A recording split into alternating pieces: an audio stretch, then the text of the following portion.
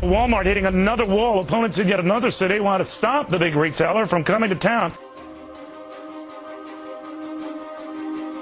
Ashland is strictly business to the developer. To us, it is our home. To keep its investors happy, Walmart must maintain a relentless pace of expansion. Best Buy said it is now aiming for 600 to 800 Best Buy mobile standalone stores in the U.S. within 5 years. Money our business generates sits in our local bank and is recycled. Walmart monies go directly to Arkansas. So what happens when big box stores enter into small towns? Many suggest that the entry of a retail giant will spur economic growth and create more jobs in the area. Consequently, the average wage of workers may also increase. Big box retailers also attract customers from other cities, and the increased revenues are passed on to the local governments through taxes. Furthermore, consumers have a broader product selection and can buy them at a lower price. But this is only one side of the argument. When a big box retailer enters a small town, local vehicle congestion increases significantly. For example, in Ashland in 2001, vehicle congestion increased by 29,000 cars when Walmart and Home Depot moved in.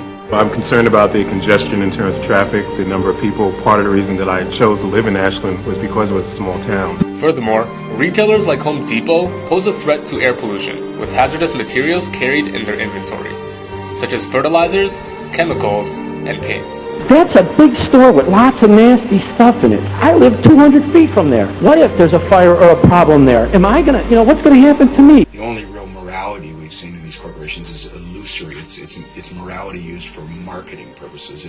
It's rebranding to appear to be concerned about the environment.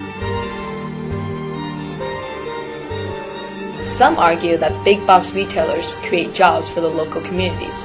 However, many of these jobs are part-time and low-paying and are replacing the better quality jobs once provided by local store owners. Since Walmart came to our area, there have been approximately 28 to 30 businesses that have closed. Big box retailers like Walmart place multiple stores close to one another, and this is all part of their saturation strategy. They become their own competition and wipe out everybody else. If their stores underperform, they are free to thin them out one by one.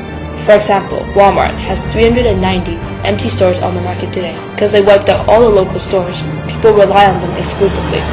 And when they leave, it causes a huge problem for these local townsmen. In a small town, customers spend money on local businesses.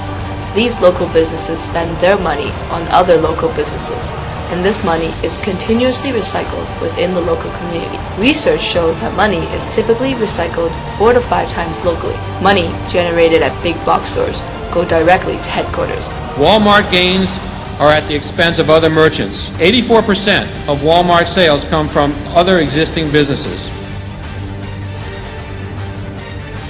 They operate far away from the people who own and manage them. When you do business with a local hardware store and you know the owner and you know the employees, there's a responsibility that comes with those personal relationships. There's a sense of community, there's a sense of responsibility that big corporations simply don't have. My store was kind of almost like a community gathering place. You would have people that came in every day. They bought from you, but they also came in to check on the news and see this, that, and the other. And so you knew them, you had some history with them. In 50 years, if no interventions are initiated and there's another economic crisis, big box retailers in small communities could close.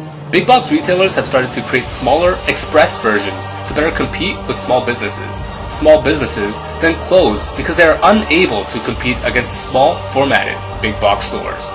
Some small municipal governments are subsidizing big box retailers to attract them to their towns.